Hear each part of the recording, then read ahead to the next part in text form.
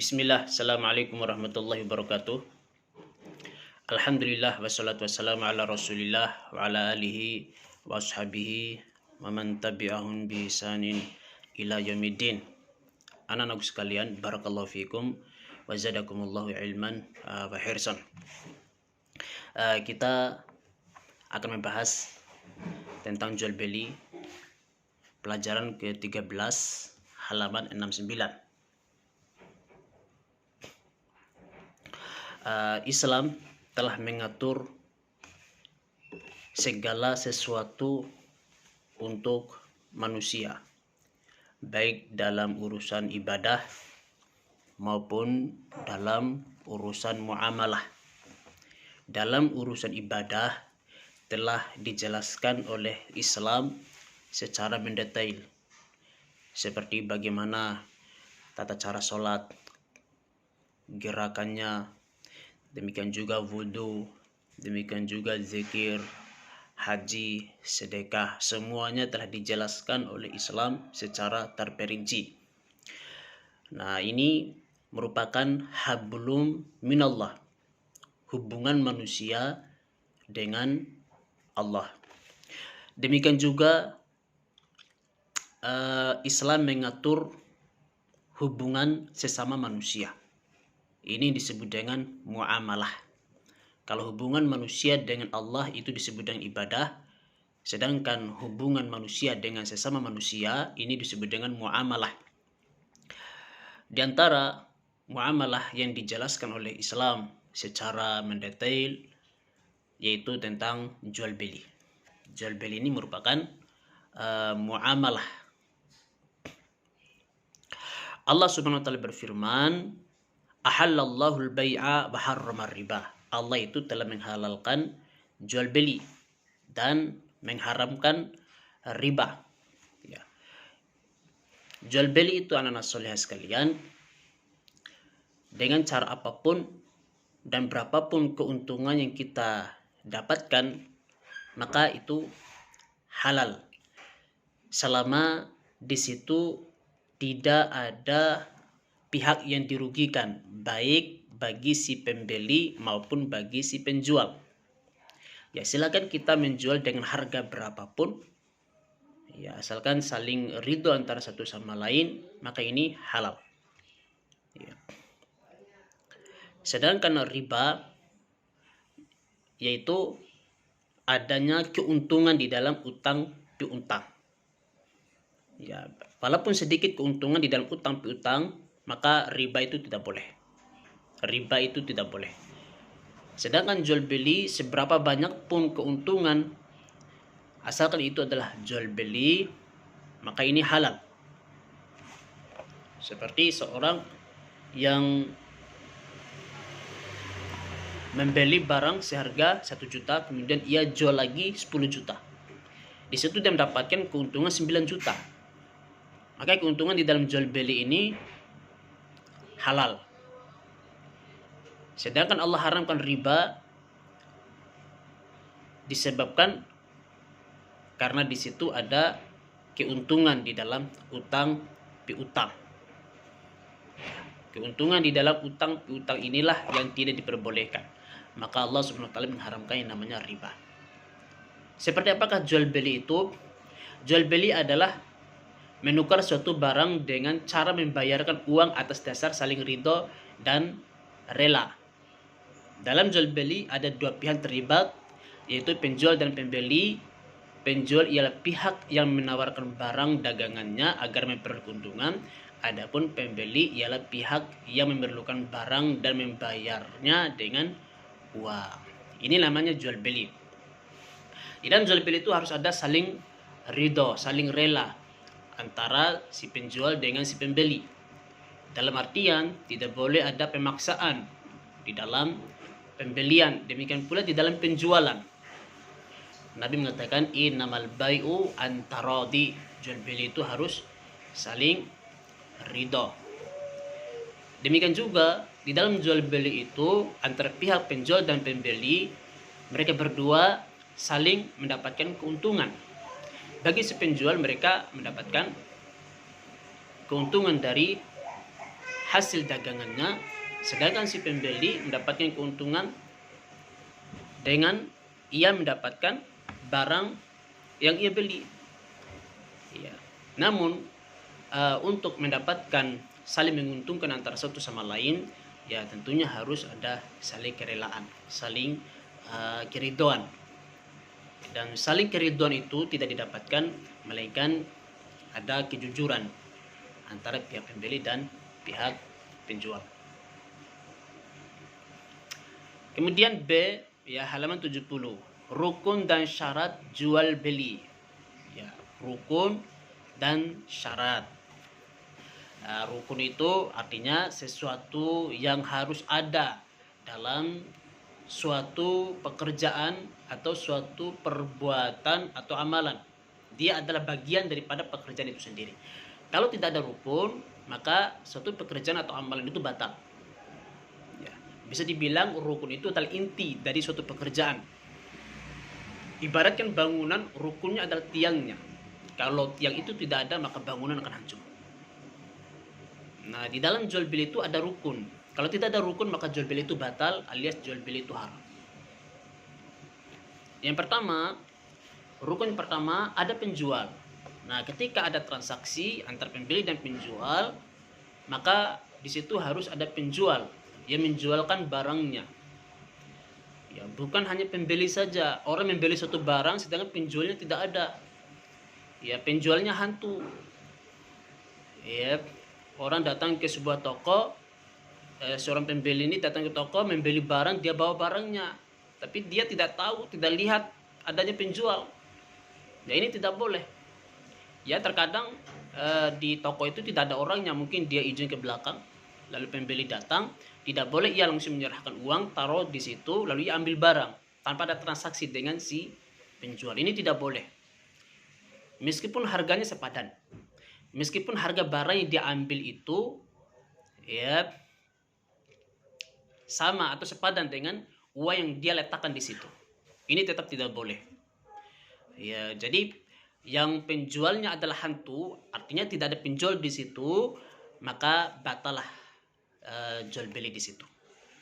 Ya, kalau dia tidak mendapati penjual di situ, silakan dia pindah. Ya, cari ke toko yang lain. Yang kedua, ya ada pembeli.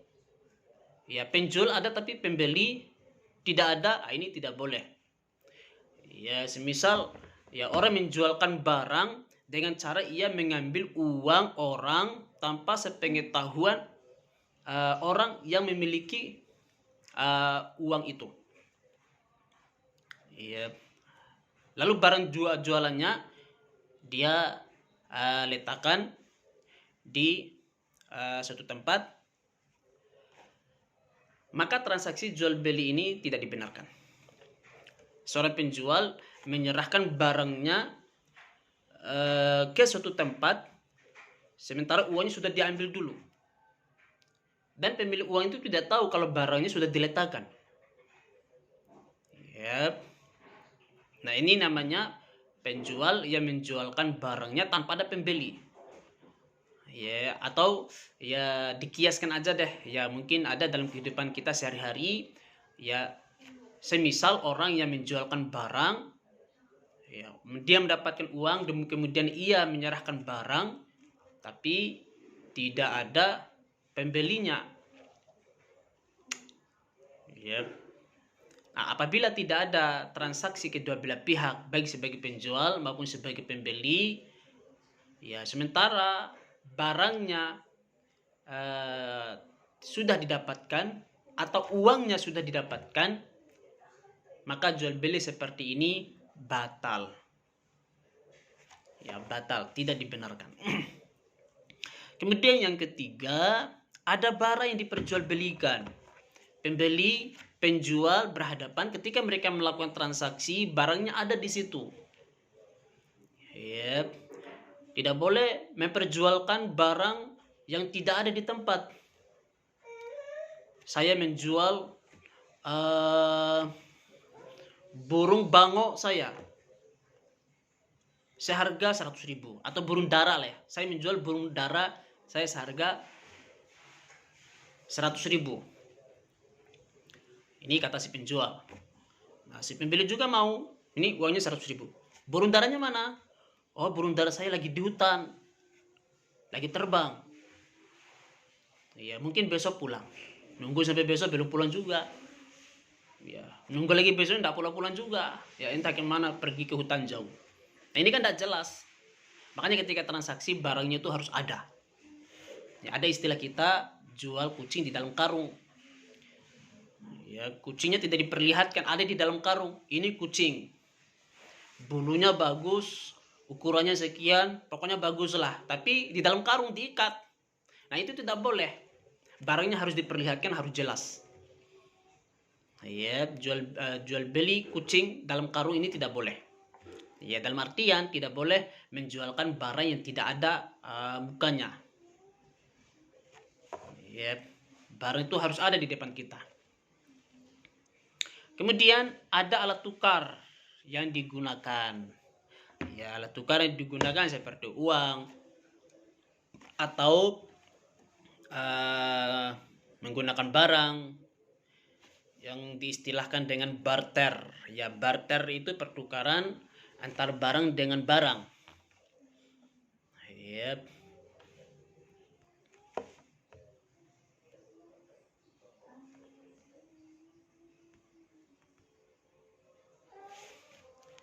Kemudian yang kelima, rukun jual beli, yaitu ada ijab dan qabul. Ijab dan qabul. Ijab itu dari pihak penjual, sedangkan qabul dari pihak pembeli. Ya, ijab qabul itu adanya suatu kalimat atau lafaz atau isyarat yang menunjukkan transaksi jual beli. Misalnya bagi si pembeli, ketika ia menyerahkan uangnya, dia mengatakan, saya membeli jam tangan seharga 500.000. Ini yang diucapkan oleh si pembeli. Kemudian si penjual ketika ia menerima uang tersebut, ia mengatakan, ini jam tangannya seharga 500.000. Ya, jadi ada bahasa, ada isyarat bahwasanya si pembeli itu menyerahkan uang dan si penjual itu menyerahkan barangnya.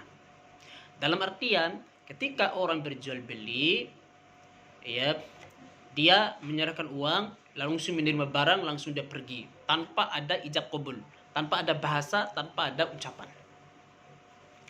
Ya, di dalam mazhab Imam Syafi'i ini diwajibkan.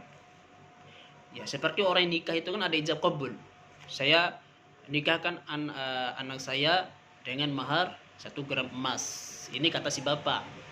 Nah, kata yang laki yang menerima ijab itu, ia mengatakan, saya terima nikahnya anak bapak dengan mahar 1 gram emas. Nah, ini kan ijab qabul dalam pernikahan. Di dalam jual beli juga ada ijab qabulnya. Dari Imam Syafi'i mengatakan wajib. Ya, Imam Syafi'i itu mengatakan wajib. Ya, kalau tidak ada ijab qabul, kalau tidak ada bahasa, maka batalah jual belinya. Ya, sebab adanya ijab qabul itu menandakan adanya saling rela antara pihak si pembeli dan pihak penjual. Innamal bai'u antarodi. Jual beli itu harus saling rela dan saling ridho. Boleh dengan bahasa, ya, ijab qabul itu boleh juga dengan isyarat. Ya, atau minimal itu dia mengatakan, ini harga ikan berapa, Pak? Lalu penjual mengatakan 1 kilo 50.000. Oh, ini uangnya, Pak. Kemudian si penjual menyerahkan ikannya, ini, Bu. Nah, itu minimal ijab qabul seperti itu. Jadi jangan sampai tidak ada kata-kata sama sekali. Ya, dia keluarkan uangnya langsung dia kasih, demikian pula si penjual ikannya ambil ikannya langsung dikasihkan ke pembeli. Tidak ada bahasa sama sekali, seperti orang bisu. Ya, jadi ijab qabul itu adalah bagian daripada rukun. Inilah 5 rukun di dalam jual beli. Apabila tidak ada salah satu daripada rukun ini, maka jual belinya batal. Kemudian ada syarat. Ada syarat sahnya jual beli. Yang pertama, penjual dan pembeli itu sama-sama berakal sehat. Tidak boleh penjualnya orang gila, tidak normal, atau pembelinya orang gila. Ya, orang berakal sehat. Sebab kalau orang gila yang menjual barang, ini bisa merugikan si penjual itu sendiri. Dan si pembeli ya tentunya akan memakan barang yang haram. Karena tidak ada kesesuaian antara harga dengan barang, atau tidak ada keridhaan antara pihak penjual dengan pihak pembeli. Demikian pula si pembeli harus orang yang waras, bukan orang gila. Ya. Misal kalau dia beli ikan 1 kilo 50.000, nanti bisa-bisa dia serahkan uangnya 10.000. Ya, siapa yang dirugikan di sini? Atau harganya 50.000 tadi, dia kasih uang 100.000 tanpa ada kembali. Siapa yang dirugikan di sini? Demikian pula si penjual. Ya, barang yang harganya 30.000, lalu orang membayar dengan uang 50.000, kembalinya berapa? Kembalinya 20.000. Tapi orang gila nanti kasih kembalinya 100.000. Siapa yang dirugikan di sini? Ya tentunya yang dirugikan adalah penjual, dan si pembeli memakan uang yang haram. Ya, maka oleh karena itu jual beli itu disyaratkan harus orang yang waras, tidak perlu orang yang gila. Ya, kemudian syarat yang kedua, penjual itu dan pembeli harus orang yang balik, yang dapat membedakan antara yang baik dan yang buruk. Sebenarnya bukan balik, tamyiz ya. Tamyiz. Kalau balik itu umur 15 tahun, kalau tamyiz itu 7 tahun itu sudah tamyiz. Bahkan ada yang tamyiz umur 5 tahun. Tamyiz itu bisa membedakan. Ini baik, ini tidak baik. Ini ayam, ini bebek. Kalau dia melihat ayam, lalu dia mengatakan itu bebek, itu belum tamyiz namanya. Kalau ada kambing di samping serigala, ya, dia tidak bisa membedakan mana kambing, mana serigala. Ini belum tamyiz. Jadi tamyiz itu bisa membedakan. Mengambil barang orang tanpa izin itu tidak boleh. Ya, maka ini sudah tamyiz. Kalau ada seorang anak yang melakukan perbuatan-perbuatan yang buruk, yang sudah dikenal secara adat, ya berarti anak itu belum tamyiz. Ya, jadi intinya tamyiz itu tidak bisa membedakan mana yang baik dan mana yang buruk, mana ayam, mana bebek. Nah, yang belum tamyiz ini dia tidak boleh melakukan jual beli. Ya, tidak boleh membeli dan tidak boleh menjual. Ya, nanti kalau disuruh beli kacang, ntar dibelinya kedelai. Ya, kalau disuruh beli bawang putih, ntar dibelinya bawang merah. Ya, karena tidak bisa bedakan. Nah, siapa yang dirugikan di sini? Uminya yang dirugikan. Uminya yang dirugikan. Ya salah sendiri, siapa suruh nyuruh anak-anak. Oke, kemudian yang ketiga, ya jual beli dilakukan atas dasar saling ridho, saling rela, saling sepakat antara satu sama lain. Si penjual dia ridho menjualkan barangnya tanpa ada teror, tanpa ada paksaan dari si pembeli. Ya, kalau si pembeli mengatakan keluarkan jam tanganmu, saya akan membelinya dengan harga 1 juta. Kalau tidak, saya tusuk tanganmu. Dia mengancam. Ya, walaupun harganya mahal, tapi diteror sama si pembeli. Ya, akhirnya terpaksa si penjual menyerahkan jam tangannya. Nah, ini kan jual beli dengan cara pemaksaan. Haram hukumnya. Walaupun si pembeli itu menyerahkan uang dan si penjual menyerahkan barang tadi. Tapi karena dengan cara teror, maka jual belinya haram. Atau si penjual itu dia memaksakan menyodorkan barang itu kepada si pembeli sampai si pembeli itu tidak tega dan dia terpaksa membelinya. Ini juga tidak boleh. Makanya jual beli itu harus antarodi, saling ridho. Kemudian 4, barang yang diperjualbelikan bukan barang haram seperti khamar, ya. Kemudian apalagi ya kartu judi, babi, ya, dan lain sebagainya. Ya, kalau kita menjual barang yang haram, maka uang yang kita dapatkan juga adalah haram. Barang tersebut diketahui bentuk dan jenisnya. Jadi jelas bentuknya dan jenisnya. Ya, bentuknya seperti apa, rupanya bagaimana. Ya, maka harus ditampakkan barang itu di hadapannya. Ya, tidak boleh kita menjual kucing di dalam karung, tidak jelas barangnya.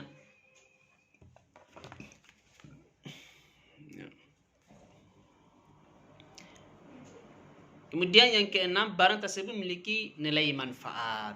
Artinya kalau barang itu merusak, bila barang itu memberikan mudarat, maka tidak boleh kita menjual barang tersebut. Ya, harus ada manfaatnya ya untuk diri si pembeli. Wallahu taala alam, barakallahu fikum.